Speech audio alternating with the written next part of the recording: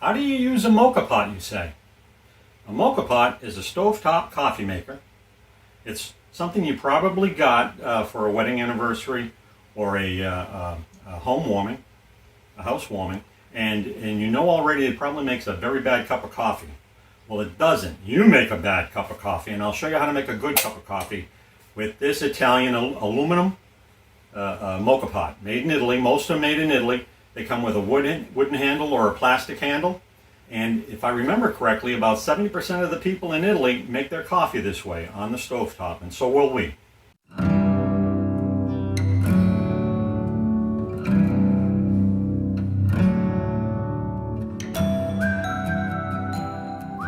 Now, the Moka Pot basically comes in two pieces with some accessories. This is for the water and for the coffee.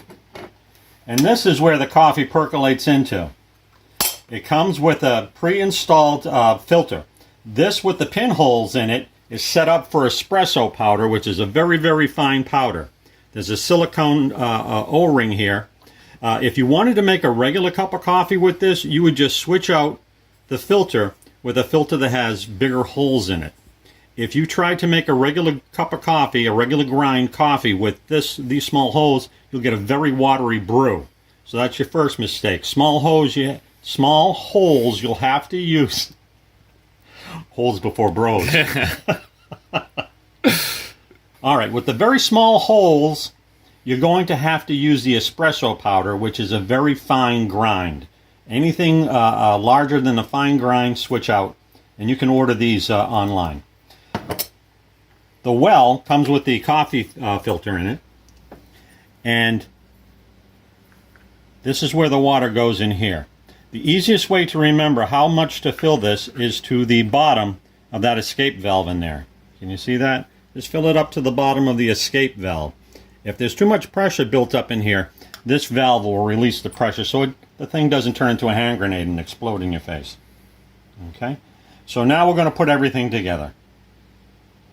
Alright, so I have this set up to put in the espresso powder. I like to use a little glass because it'll compact the powder quite nicely. The espresso I'm using today is from the Dollar Tree. It's Cafe El Morro. It's by the Puerto Rican coffee company out of Hoboken, New Jersey. It's very good for $1.25. Siempre al mejor, always the best.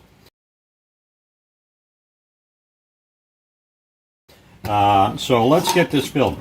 The thing is, you don't have to worry about measurements. This size is about a 3 to a 4 cup.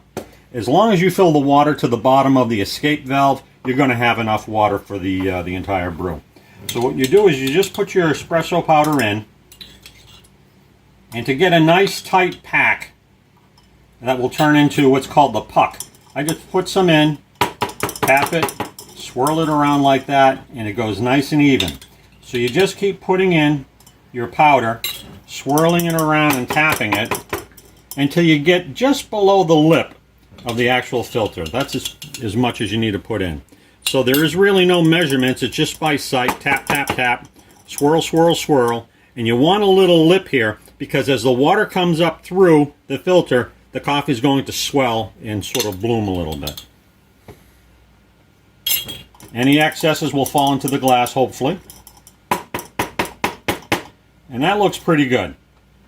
Alright, so I've placed water into my bottom. I just put in the filter cup, and then I just screw on the filter on top of that. And this is ready to go on top of the stove. Get it nice and sealed. The idea is you're going to want to make sure this little escape valve is not pointing at you on the stove. So let's bring it to the stove now. Alright, so you want to position the stove and keep the flame underneath so it doesn't burn the handle. If I usually start with a medium. Alright, we want low and slow. The reason why it gets watery is it boils too fast. You want a low and slow, and it usually takes about 2 minutes. If you're on an electric stove, you just pull it to the side so that the handles are away from the coils. Alright, now what we're expecting is after the steam builds up, it'll go through the coffee grinds and come out the top like melted chocolate. If there's any sputtering, you're going too hot and it's going to be watery. You want it oozing out like melted chocolate. Alright, so see, it's not sputtering, it's coming out. If it sputters a little bit or it comes out a little bit too fast, you just turn the heat down or just take it off the burner for a bit. Now, there's enough water in the well to fill it to the bottom of that V-notch there on the spout. They come in different sizes, and whatever the well is, it'll always fill it up to the V-notch in the top, depending upon whatever size you have. Again, this is a 3 to a 4 cup. You can get them as big as 6 cups. Make all types of coffee. So low and slow. If it starts to speed up, just turn down the heat. Keep it low and slow. And when it reaches the bottom of the V, you're basically done. There you go. See? Now all that water coming out, we don't want that. At that point, all that water is just going to water down the taste of the coffee. And it's at the V. You see? Now the bottom is extremely hot, so if you're going to put it on something, you use something to maintain the heat. Now these are demi-tasse glasses. This is usually what you get at the end of a good Italian meal. And let's see how many we can fill up. Oh, I'm getting 2. Now I could have forced the issue and let it boil more, but the more I let it boil, the water comes spouting up. It's going to weaken the coffee. I also wanted to check the bottom of the well here to see how much water is left behind. Again, this Moka Pot is rated for 3 to 4 cups, if I remember, and we got 2 out, barely 2, and there's only a little bit of water left in the well. If we could have gotten that out without watering down the brew, that would have just finished off the 2nd cup. So something this small can get away with a minimum of 2 cups, or a maximum of 2 cups, I should say.